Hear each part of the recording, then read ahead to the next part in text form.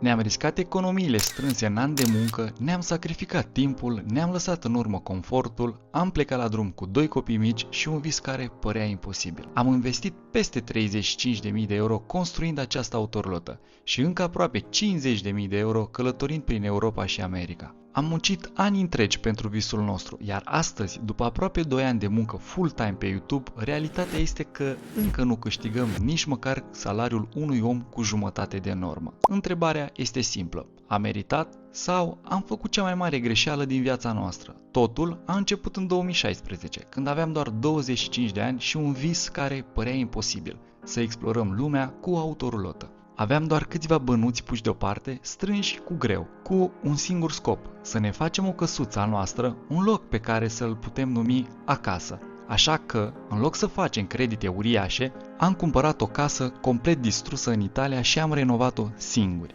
Cum e asta?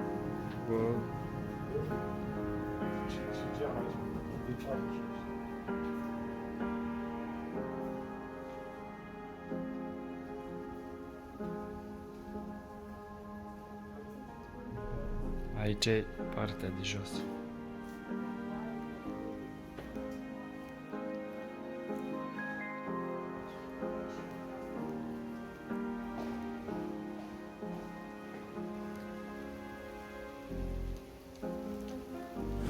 Ziua mergeam la serviciu, iar seara și în fiecare weekend munceam la casa noastră, pentru că nu ne permiteam să plătim pe altcineva să o renoveze. Dar cu toate astea și cu toate sacrificiile făcute, ne doream foarte mult să avem copii.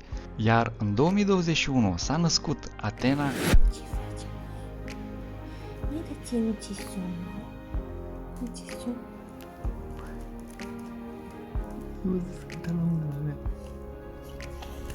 Ce? Nu faci telefonul deja? Iar în 2023 s-a născut Hermes. Mulți pe atunci ne spuneau că ar trebui să cam renunțăm la visul nostru. Noi am făcut exact invers. Am cumpărat o dubă din Germania și am construit-o singuri. Prima conversie a fost un dezastru și am pierdut mii de euro. Am luat-o de la zero și, în final, am investit peste 35.000 de euro în Rudolf. În 2025 am plecat la drum, convinși că în aproape 2 ani de zile vom reuși să trăim din YouTube.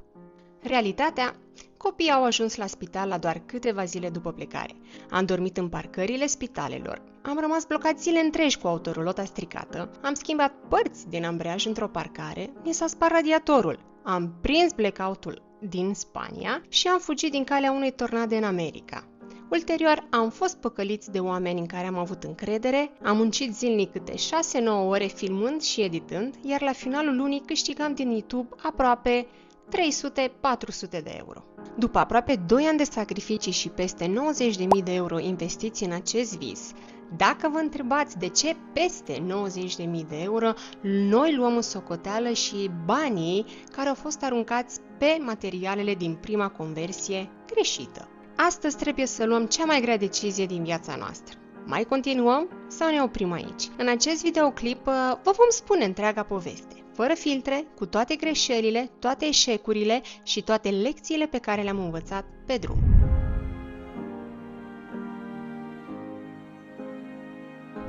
Totul a început în 2016. Aveam doar 25 de ani și un vis care, pentru mulți, părea imposibil, să călătorim prin lume cu autorulotă. Problema era că nu aveam bani. Aveam doar câteva economii strânse cu greu și trebuia să alegem.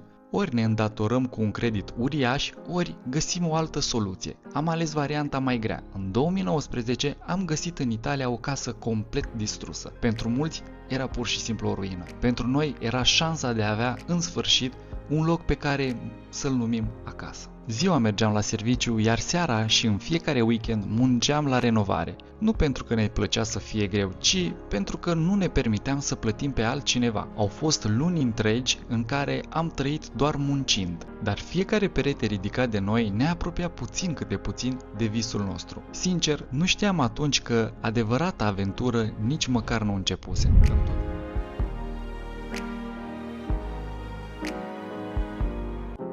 În tot acest timp ne doream foarte mult să devenim părinți. Știam că dacă vom începe să călătorim full-time și să construim un canal de YouTube, probabil va fi mult mai greu să facem pasul acesta. Nu voiam să sacrificăm familia pentru un vis, așa că am așteptat.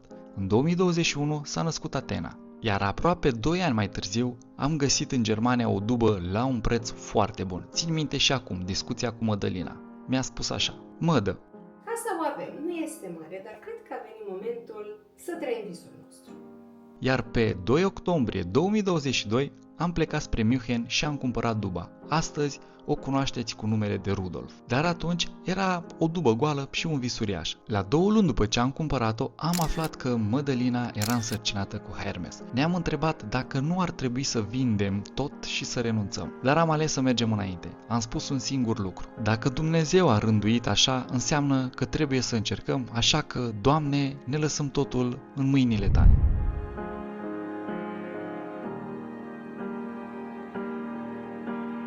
Au urmat 2 dintre cei mai grei ani din viața noastră. Ziua lucram, noaptea construiam autorulota. Dormeam foarte puțin, Atena creștea, iar eu eram însărcinată cu Hermes. Eram obosiți, dar entuziasmul era atât de mare încât nici nu simțeam. Prima conversie a fost un dezastru. Am greșit foarte multe lucruri și am pierdut mii de euro. A fost dureros, dar am învățat. Am desfăcut aproape tot ce am început din nou. A doua conversie a fost cea care a devenit Rudolf. Am îmbunătățit-o continuu până când am ajuns la autorulota pe care o știți astăzi. În total, investiția a ajuns la aproximativ 40.000 de euro, luând în considerare și materialele aruncate la prima conversie. Și speram ca ea să ne aducă spre cea mai mare aventură din viața noastră.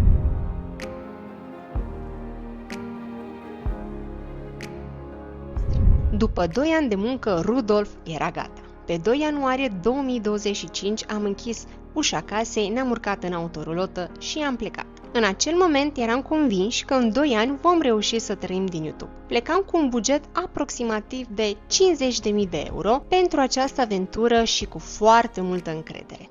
Atena avea puțin peste 3 ani, Hermes avea doar 1 an. Nu aveam experiență și nu știam ce ne așteaptă. Știam doar că trebuie să ne pornim.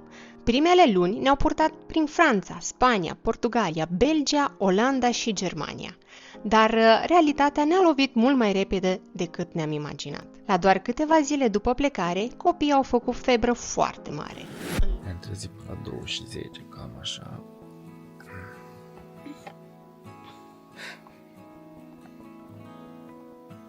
Trăiești 9 febră la bebe. La Hermes. Ne-ați atras atenția să-i spunem pe nume.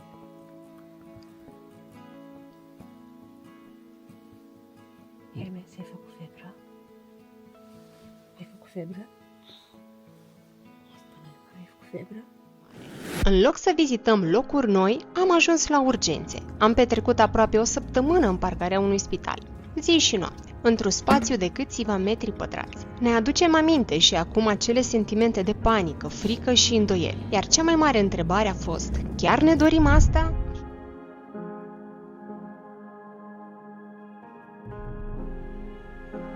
Așa că, după ce copiii și-au revenit, am continuat drumul. Credeam că partea grea a trecut. Ne-am înșelat. În Spania, în luna februarie, o parte din ambreiaj a cedat. Așa că, dragilor, într-o parcare a trebuit să improvizez și să mă apuc de treabă. Ne-am continuat drumul. În apropierea Madridului, pe data de 14 martie, unul din cauciucurile noastre făcuse o gâlmă mare cât un pumn, fraților. Riscam explozie. Apoi am ajuns în Portugalia, iar lucrurile păreau în sfârșit să intre pe un făgaș normal. Însă am ajuns din nou în Spania, Santiago de Compostela. Radiatorul s-a rupt pur și simplu în două.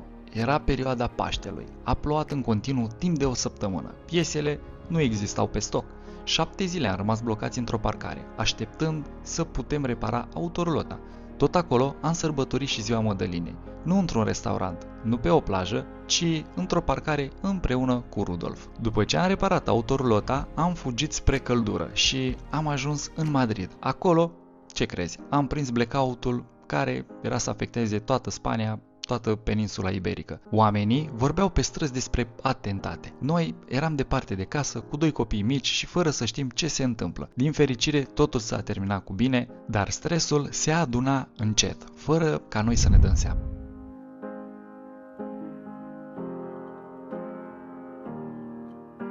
Am continuat spre Valencia, apoi spre nordul Franței. Într-o parcare, un domn francez a lovit oglinda autorulotei. Ne-a spus că merge să-și ia copilul de la școală și că se întoarce imediat. Sincer, am cam greșit aici pentru că m-am încrezut într-un străin, dar cam asta este greșeala mea și defectul meu. De ce spun că ăsta este defectul meu și mă încred în oameni? Pentru că acest domn nu s-a mai întors niciodată. Poate pentru alții este doar o oglindă. Pentru mine a fost o lecție. Am înțeles că am prea multă încredere în oameni și că nu toți își respectă cuvântul. Am mers mai departe prin Belgia, Olanda și Germania. Acolo am realizat ceva important. Visul nostru nu era să rămânem în Europa. Visul nostru era către America. Așa că, după aproape 7 luni petrecute pe drum și aproximativ 9.000 de euro cheltuiți, am luat cea mai grea decizie de până atunci. Ne-am întors acasă, nu pentru că renunțam, ci pentru că voiam să pregătim cea mai mare aventură din viața noastră, traversarea Atlanticului.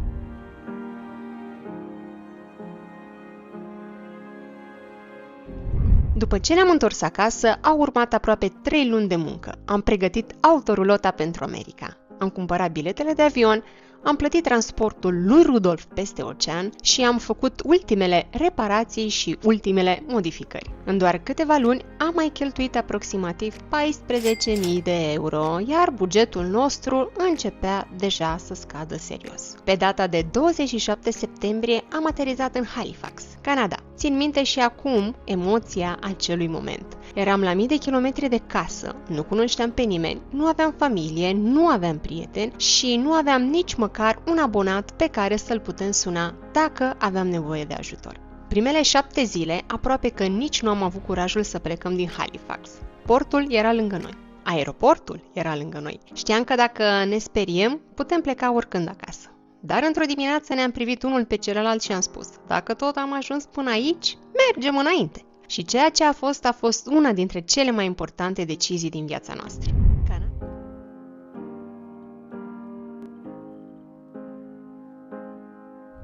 Canada ne-a cucerit din prima clipă, dar Statele Unite a fost altceva. O țară de care ne-am îndrăgostit cu bune, cu rele, dar mai ales cu o libertate pe care rar o poți explica în cuvinte. Drumuri infinite, orașe pe care le știam doar în filme. Oameni diferiți, dar de cele mai multe ori incredibil de deschiși. De la New York la Miami și până la Route 66. Am simțit că trăim ceva ce mulți doar visează. Dar ceea ce se vede în fața camerei nu este niciodată povestea completă. Pentru că în spatele camerelor, realitatea era complet diferită. În fiecare zi trebuia să filmăm. Dragilor, bună dimineața! Bună dimineața de aici, din Roswell! În sfârșit! Să edităm 6, 7, uneori chiar 9 ore de muncă pe zi doar pentru YouTube. Iar în același timp eram și părinți. Pentru noi copiii sunt prioritatea absolută. Athena și Hermes nu au dus niciodată lipsă de atenția sau de grija noastră. Asta este foarte important pentru noi. Dar adevărul este că în acea perioadă încercam să le facem pe toate în același timp. Și nu era deloc ușor. Au fost zile în care filmam în timp ce copiii aveau nevoie de noi. Zile în care editam cu nopțile nedormite în spate. Zile în care răcerile și febra copiilor se suprapuneau cu deadline-urile de upload. Și noi eram pur și simplu obosiți, nu doar fizic, ci mental. Pentru că nu există pauză când viața ta este în același timp și casă, și birou, și studiu, și drum, și muncă. Și peste toate acestea, veniturile din YouTube rămâneau mici. 300, uneori 400 de euro pe lună, pentru sute de ore de muncă. Și încep să te întrebi, inevitabil, nu? Pentru ce facem asta? Merită! Și peste toată această presiune au început să apară și problemele tehnice. În Mexic ni s-a stricat invertorul. L-am dus la reparat și nu l-am mai văzut niciodată înapoi. Apoi au venit amortizatoarele și credeam că am trecut peste toate. Dar nu era adevărat. În Amarillo, în Statele Unite, ni s-a fisurat un cauciuc pe față. Și în acel moment am realizat ceva ciudat. Data era aceeași ca în Spania, când ni s-a făcut gâlma la cauciucul din spate.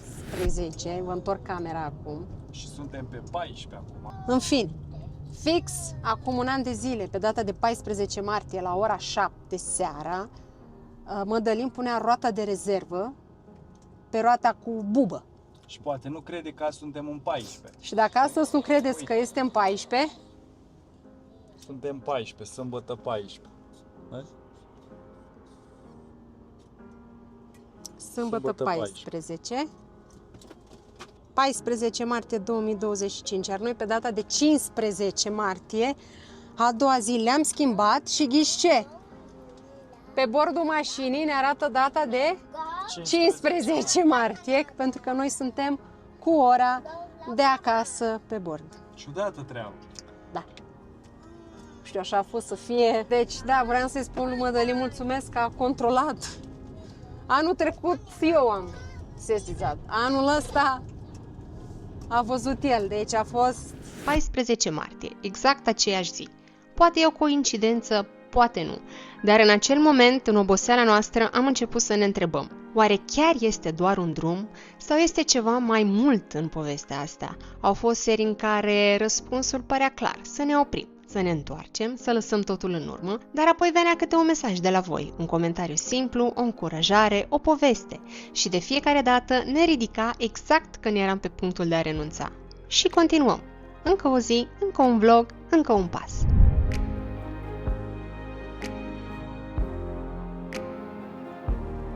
Dar cu toate astea, dragilor, au existat și momente pe care nu le vom uita niciodată. Momente în care, dincolo de oboseală, probleme și incertitudini, am simțit că această călătorie ne-a oferit mai mult decât ne-am fi putut imagina vreodată. Pentru că, în toată această aventură, nu am fost niciodată singuri. În Miami, de ziua recunoștinței, am fost primiți de Iulia și Cristi ca și cum am fi fost parte din familia lor. În Los Angeles am trăit Crăciunul și Revelionul alături de Laura și Florin, departe de casă, dar cu sufletul plin.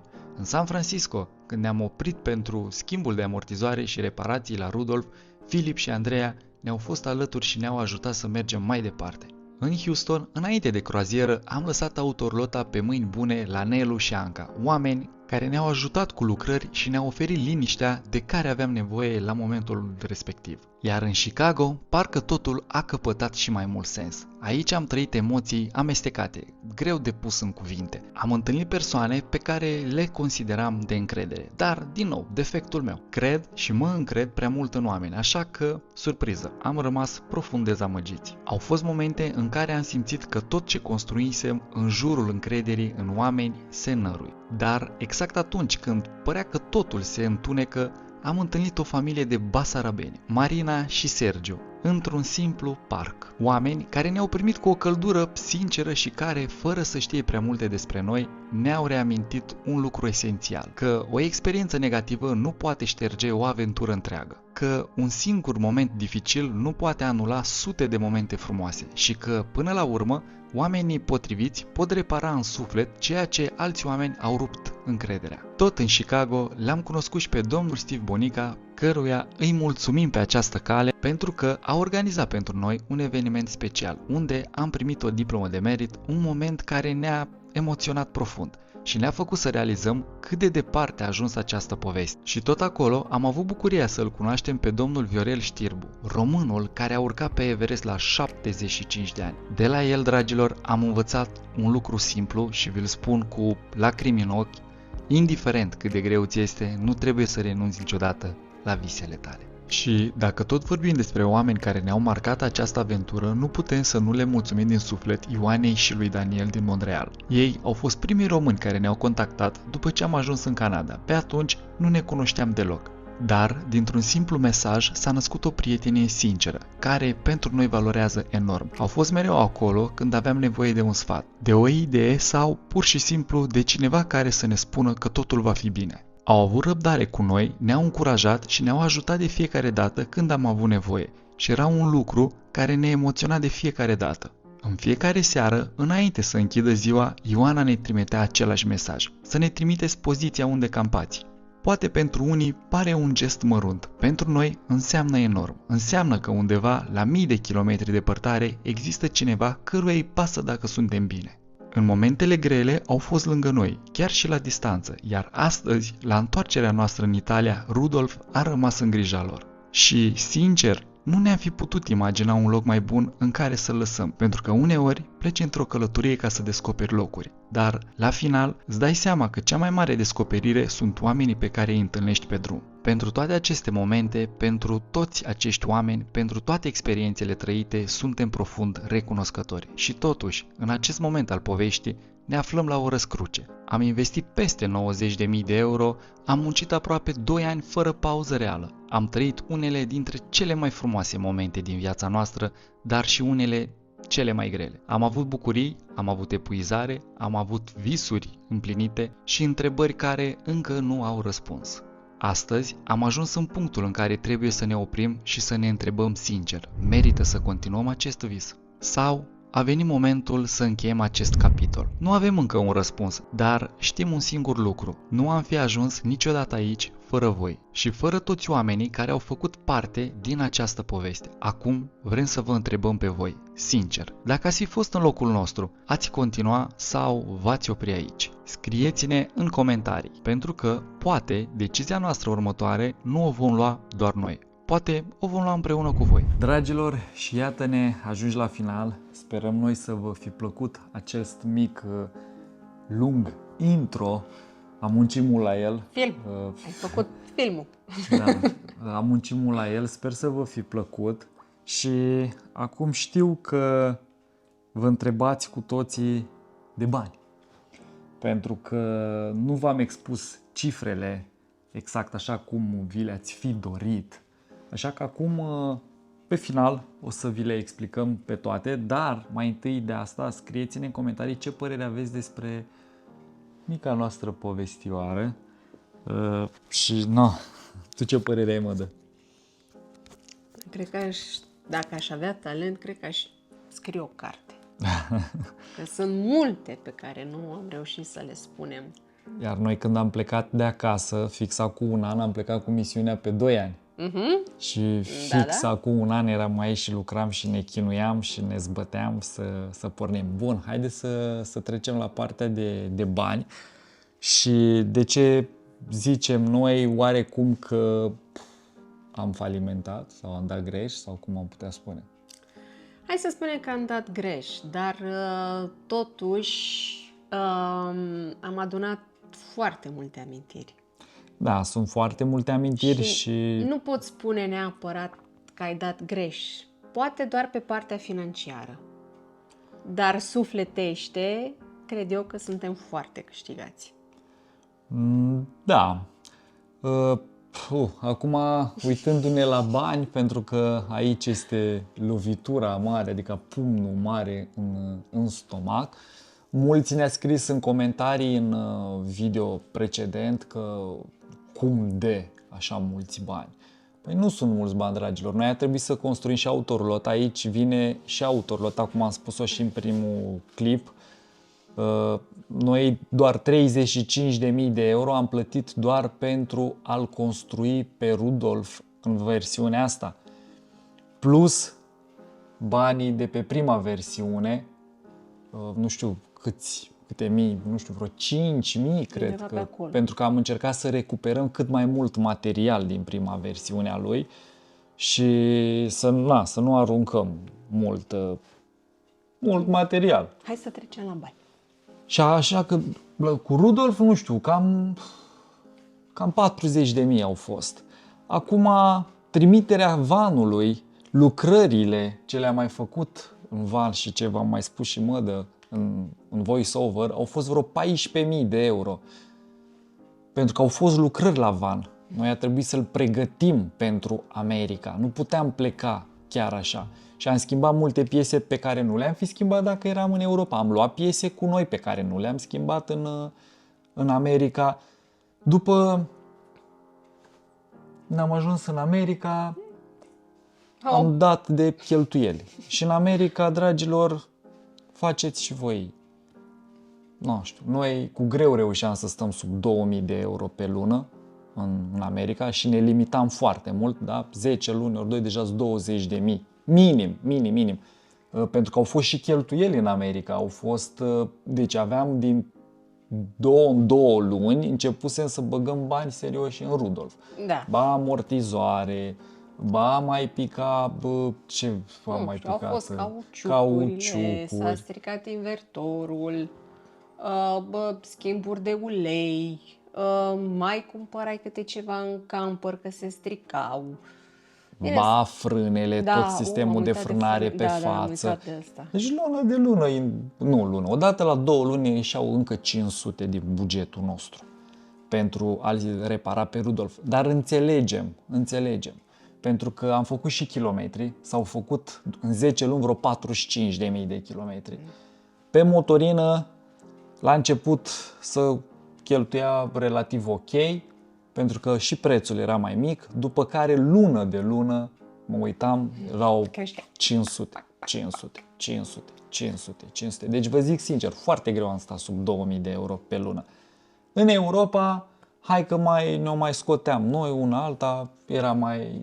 A fost un pic mai ușurel. Da, a fost un pic mai ușor. Așa că dacă ar fi să facem așa calcule la rece, fără să luăm fiecare cent cu cent, că v-aș plictisi acum să vă pun mâncare, și toate Plus că astea. noi am mai făcut și vloguri cu Da, cheltuielile. unde v-am expus exact câți bani cheltuim aproximativ așa la lună. Deci haideți să punem 40.000 pentru a-l face pe Rudolf. Undeva la 14.000 de euro, chiar 15.000 a fost pregătirea, trimiterea lui Rudolf și aici au fost și biletele noastre de avion, cazările, medicamentele și toată toate pregătirea noastră, tot, că da, am plecat cu un arsenal de medicamente după noi. Și da, deja am ajuns la 54.000 de euro. 10 luni de America sunt minim, vă spun sincer, 20.000 așa, lejer. Eu hai să pun așa, în minim, 20.000, deja am ajuns la 74.000, fără să mai pun și Europa. În Europa, la fel, am avut vreo 8 luni. În astea, haide să punem și noi 1500 să facem media, dar am avut și în Europa cheltuieli. Am schimbat și în Europa radiatorul, am schimbat și în Europa cauciucuri, ni s-a stricat pompa de ambreiaj. Deci și în Europa au fost cheltuieli.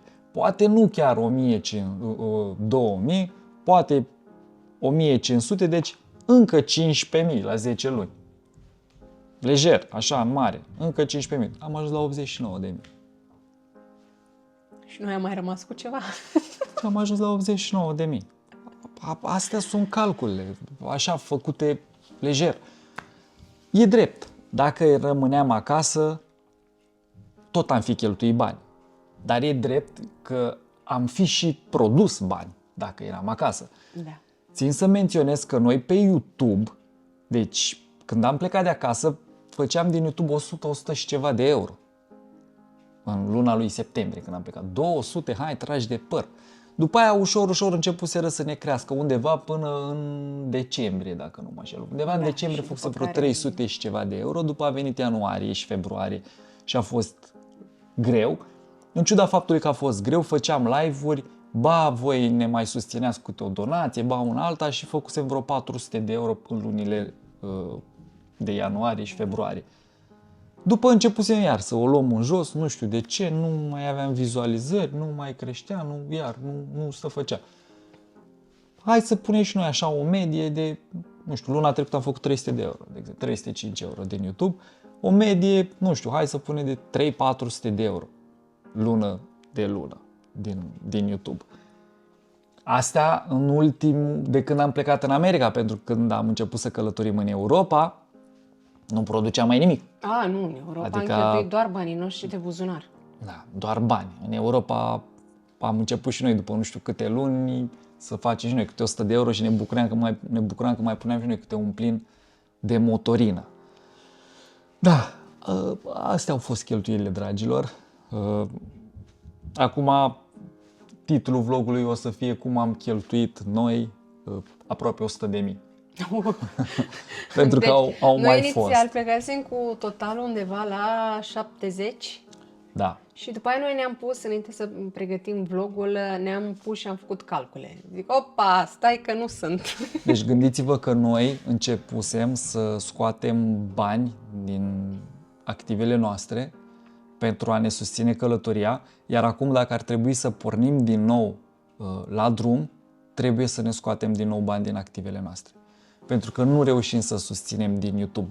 Dacă am fi făcut măcar 1000 de euro pe lună din YouTube, hai că am fi spus, bă, hai, măcar jumate susținem. Dar nu. Asta înseamnă că noi trebuie să venim iar cu bănuții de acasă și iar să investim. E drept, te duci și călătorești, vezi lumea una alta, na, e altceva. Dar în altă ordine de idei e și muncă pentru că și lucrezi, dedici timp și așa mai departe. Iar acum să ne gândim să pornim din nou la drum ar însemna ori să pornim doar pe banii noștri și să abandonăm în mare parte YouTube-ul și c'est la vie, ori să pornim la drum și să muncim mai cu atenție și vine la pachet din nou cu stres, cu copii și așa mai departe. Deci astea două opțiuni le avem. Și a treia, de fapt, ar fi să rămânem acasă, să ne vedem de ale noastre, să pornim pe un business, iar YouTube-ul canalul să se transforme într-un vlog de familie, de oarecum finanțe, investiții, că filmăm pe unde ne ducem și ce facem, ce filmăm prin imobiliare și așa mai departe.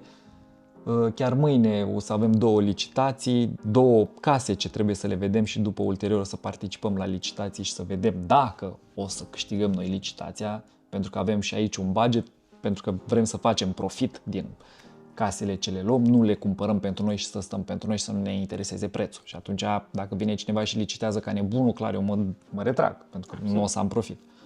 Da.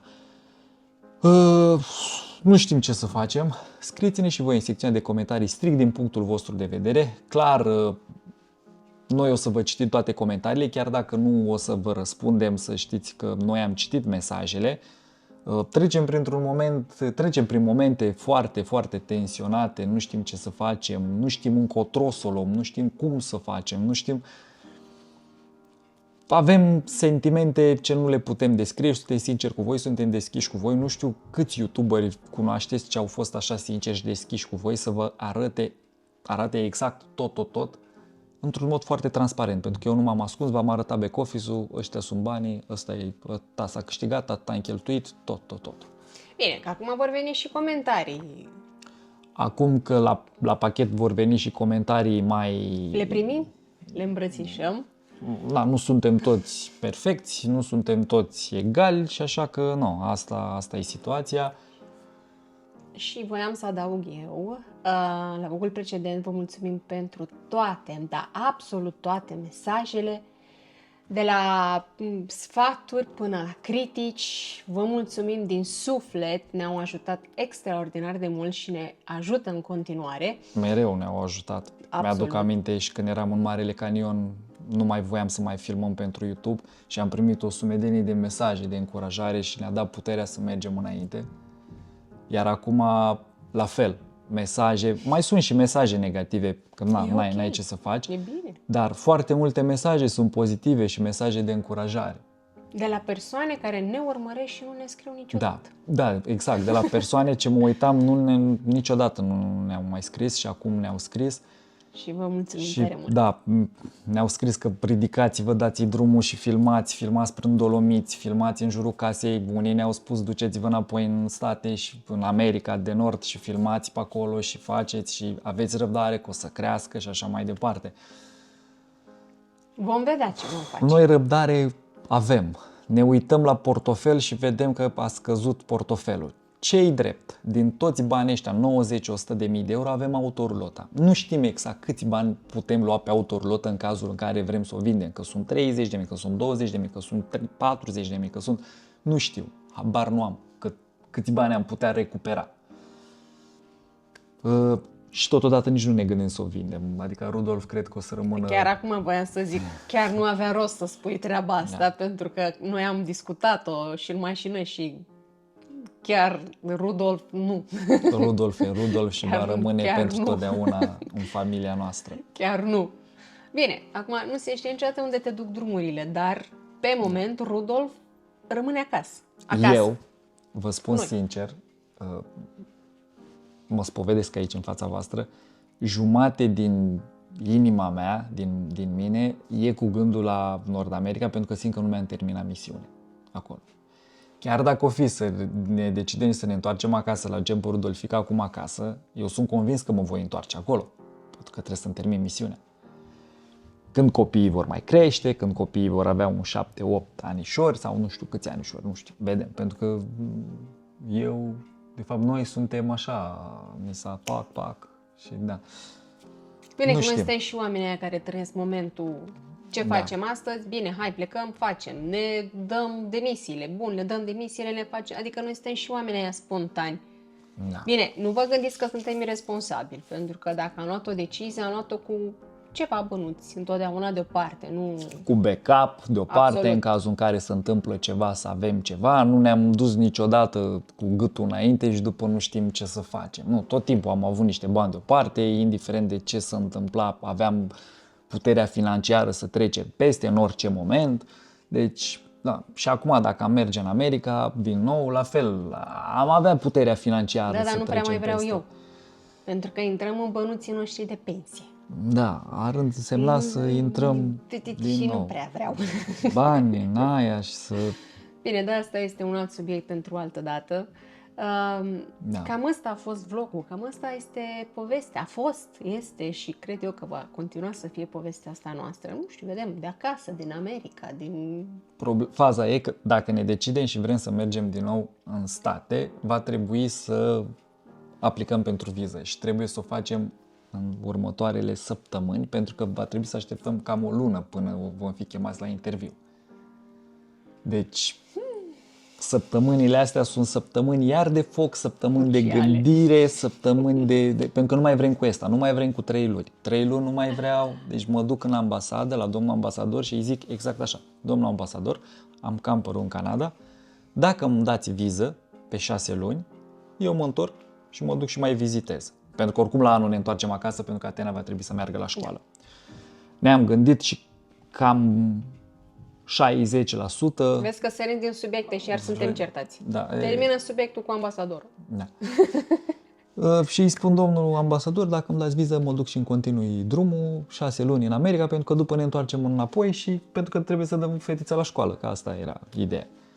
Dacă vreți și doriți și aveți plăcere să ne dați viză, vă mulțumim, dacă nu vă mulțumim oricum, rămânem acasă. Și asta e. Exact așa va fi interviul meu, nimic mai mult. Da. 60% ne gândim să dăm fetița la școală aici, Da, nu homeschooling. Nu, am dorit să încercăm. Da, și să vedem cum se comportă, cum o fi, cum... Și între timp eu mi-am propus, înainte de începerea școlii aici, fii atent ce am aflat. Fata trebuie să știe să scrie când începe școala. Okay. Și următoarele luni vor fi mă voi ocupa doar de asta. Bine, și... că Atena scrie, dar scrie așa urât. Da, adică da, nu scrie, da, așa. Și nu voi renunța la engleză cu ea. Deci asta în continuare mă voi ocupa. Asta e cel mai tare ce mă apasă pe mine și de ce aș vrea să mă mai întorc din nou în state pentru următoarele, nu știu, 7-8 luni în state, în America, în Nord-America.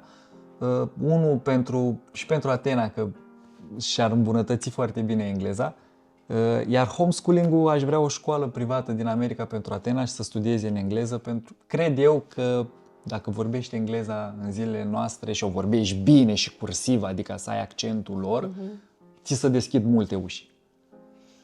Vedem ce-o fi. Da. Aici în Italia cât sunt? 70 de milioane de oameni. În România cât suntem? 21 de milioane. Deci în total 100 de milioane între românii și italieni, da? În schimb, dacă vorbim de engleză, limbă internațională, vorbim de o groază de oameni. Dragilor, Globul. Da, globul. Vreau să mai adaug repede ceva. Vor urma vloguri de acasă, cu prietenii noștri, cu ce facem noi.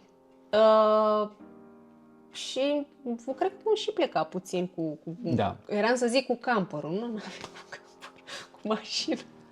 Vom pleca cu mașina, cred că ne vom aventura un pic și cu cortul, dar să rămâneți aici pe canalul nostru și vedeți ce aventuri și ce peripeții mai face. Avem de zugrăvit și casa. Vedem. Avem o grămadă, noi avem. Dar vedem ce am reușit să facem. Da, dragilor. Noi am fost Mădălinii, o mare îmbrățișare din partea noastră.